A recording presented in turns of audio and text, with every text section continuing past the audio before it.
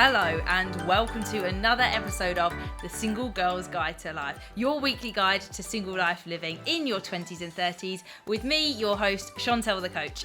I'm a quarter life and confidence coach to millennial and Gen Z women who are just trying to navigate being on their own, which is easier said than done.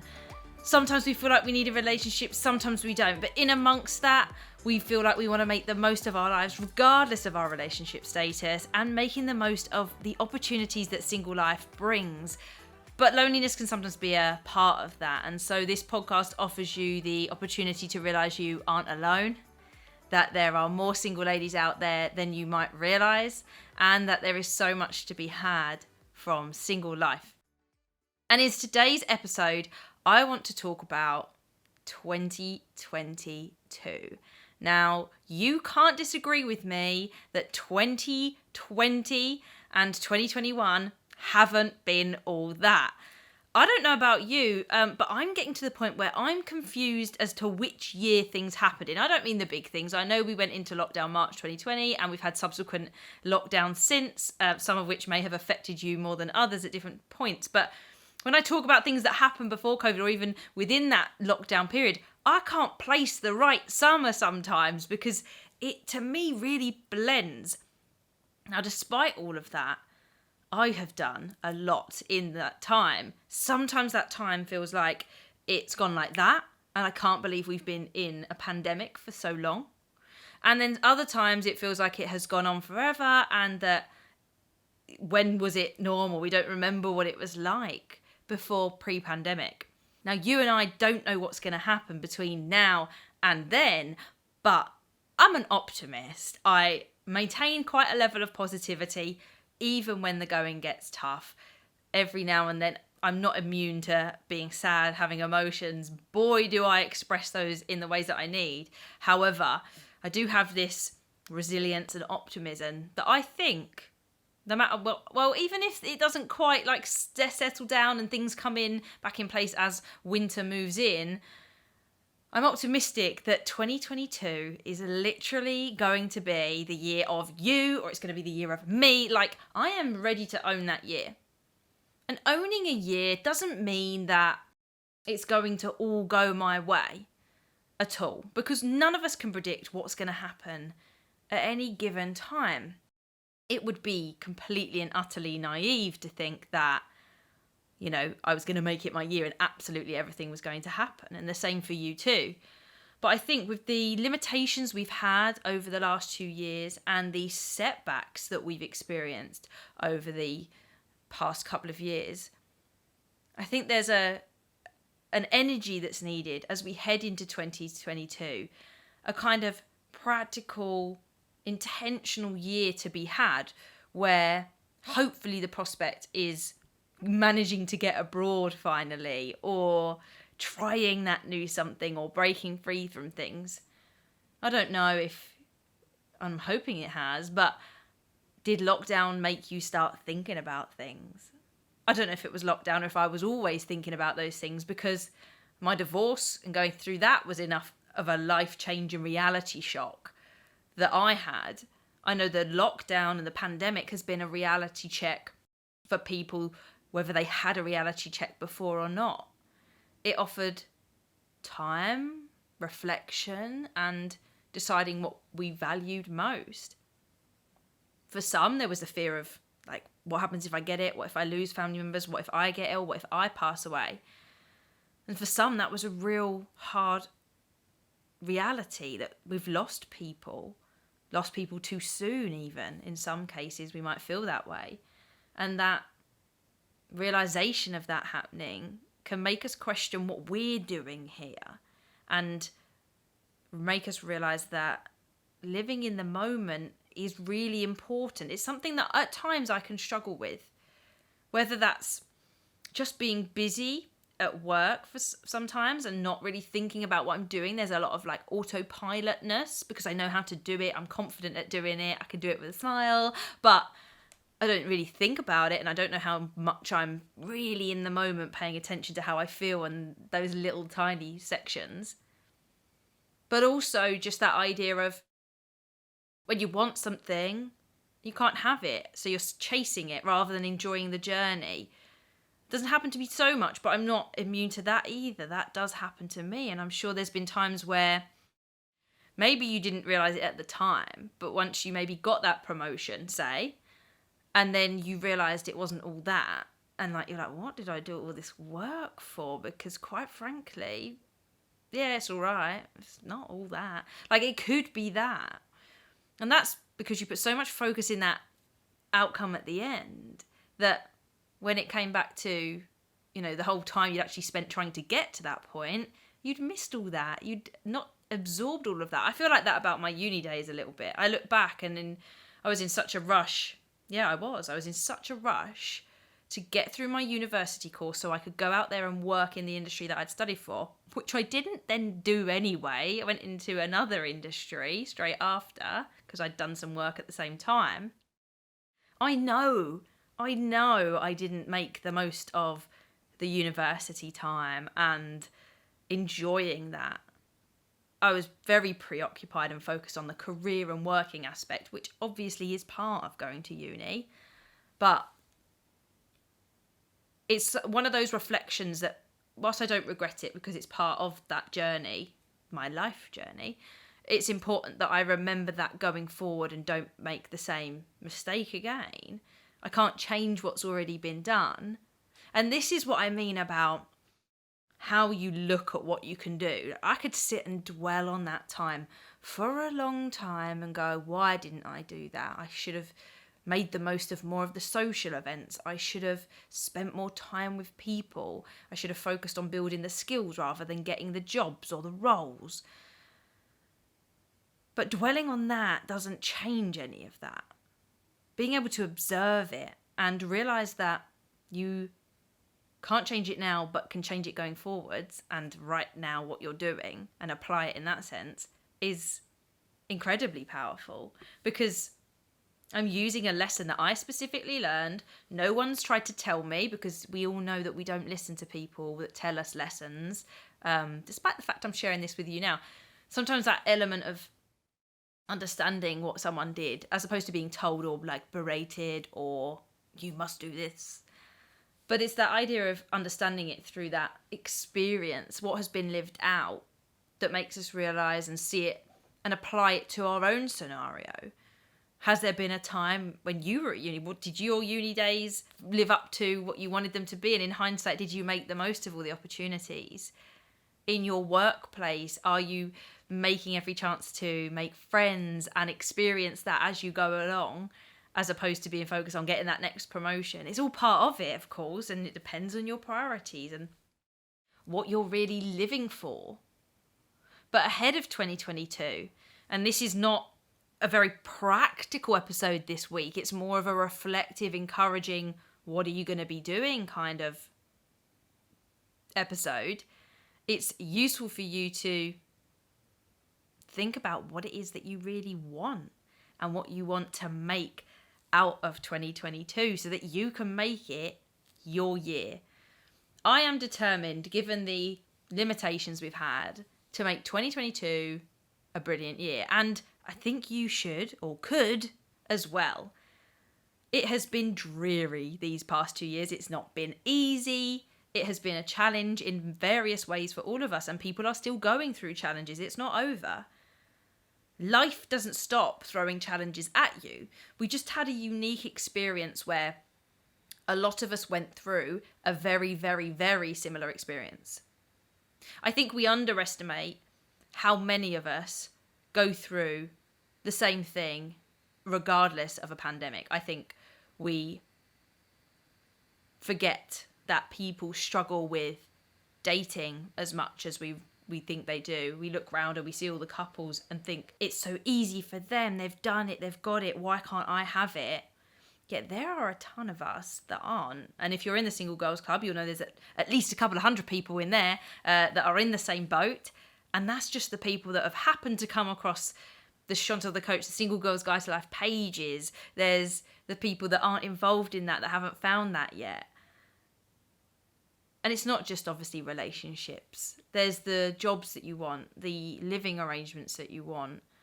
There's so many things that we think we don't have and that we want, when in actual fact, we can work on getting them. Some of them are easier than others because in dating, it relies on another person. And I talk about this a little bit. It's really hard because it's not something that you can completely control. You cannot make anybody want to be with you, to invest time in you. You can only increase your chances of finding someone that does. With a job, it feels like it's much more in your control. And it's hard to kind of move between those elements of internal and external loci of control. But it's being able to approach things in that way and decide what it is that you want to put your time into. Whilst I don't fully believe in traditional New Year's resolutions, because most people don't get past, I think it's 6 or 7 weeks with their New Year's resolutions. Of course, because you've said it, because everyone's doing it. Did you do all the prep for that in advance? Did you actually think about how you were going to build that up? Have you tried to go cold turkey on something and it has not worked out?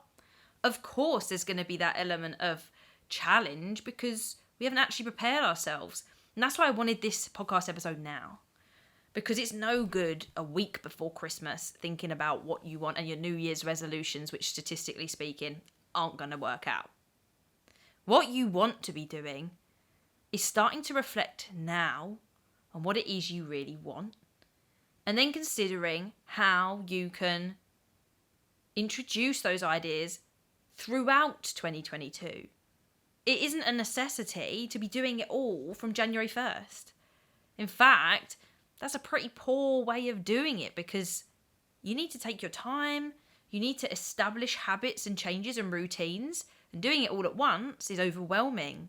Then you fail one of them, break that habit that you thought you were going to try and fix, and then you feel disappointed and you don't have the success that breeds more success. You don't have the little mini wins pushing you on to keep going and to motivate you. Instead, you feel demotivated because you've let yourself down. And so 2022, in order for it to be the year of you, you need to start working out what you want.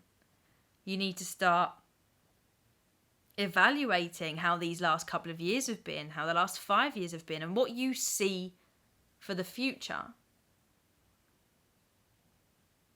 And it's important that we understand this is not just you start changing what you do. You have to pair it all up. Mind, body, and soul has to all align. You have to believe what you're doing and really want to do it. And you have to have that confidence that it's the right thing for you to do. And that's not doubting it because someone says it's not worth doing. That is, I'm doing this because it's right for me. It's going to make me healthier. It's going to develop my personal skills, my qualities. I'm going to get better at this and what it's going to offer you. Now, one of the most powerful techniques I think I use within that and would recommend is some form of visualization of seeing that. Whether that's part of a meditation that you use to try and visualize what you see in the future. Now, let me know what I ever come up with as like visuals is never quite accurate, but rather than taking it on the surface level of whatever that vision is, I look at the kind of values behind it. What does it mean to be doing that? What does it mean to be on a stage, say, delivering a talk? What's it really about? And that, in this sense, is like podcasting. It's not that bit that I want. It's the sharing the knowledge, bringing together a community. It's that kind of element. So rather than taking the things that you visualize and actually see in a practical sense, because if we do that, then sometimes we can attach ourselves to the outcome. And you constantly just want that. Whereas reality is that you can get that in other forms and it doesn't always look the way that you thought it would. When in your life, and I'm sure you'll come up with a really easy idea here, when did something not happen for you in the way that you thought it was going to, but it actually turned out to be a very good way for you? Pretty sure that's happened to you, probably. Going to put some money on that. But the idea is that you visualize it. And if you don't visualize, because maybe you can't see pictures in your mind or anything like that, then mood board. Mood boarding is beautiful. You take a bunch of magazines and you cut out the pictures that you're drawn to. I know mine often picture dogs because I'd love to have a dog. The practical element of that as a single, busy professional is not the reality that I can really give to a dog. That doesn't mean it's not on my mood board, because I found ways to allow dogs to be in my life without having a dog. I would love to have a dog, but at the same time I remember the responsibility of that, and instead I now house sit and dog sit at the weekends or in the holidays, and that's part of, therefore, having interactions with animals and that love and cuddliness without all the responsibility. So whilst I put dogs in my mood board, and sometimes I imagine having a dog, whether it's my old dog or a new dog, it's the idea that, okay, so I don't have a dog of my own, but I can get the love of a dog and have them to enjoy to take for walks for a bit. And that still fulfills the same kind of thing. Okay, it's not there every day when I come through the door, but you can't have everything. 2022 feels like an exciting time. The new year, whilst I don't necessarily believe in those New Year's resolutions per se, I think is a really good natural marker, because it happens anyway. It's that cycle, and it starts off your first quarter of the year. Obviously, you get 4 quarters, and we like a 90-day cycle when we're working on things and improving things. It doesn't take long to instill a habit. At the shortest end, it can take, I think it's over a year to instill a habit. Otherwise, it varies massively. But 3 months is a nice kind of time length in the sense that it gives you the opportunity to see what's going on. But knowing what you want, knowing where you want to put your energy and making sure you know it well is key. Because if you don't, then you might end up putting your energy into the wrong places. It's about being honest with yourself. Stripping back all of the things that you think you want, that people are telling you you should want, and deciding for yourself what you want.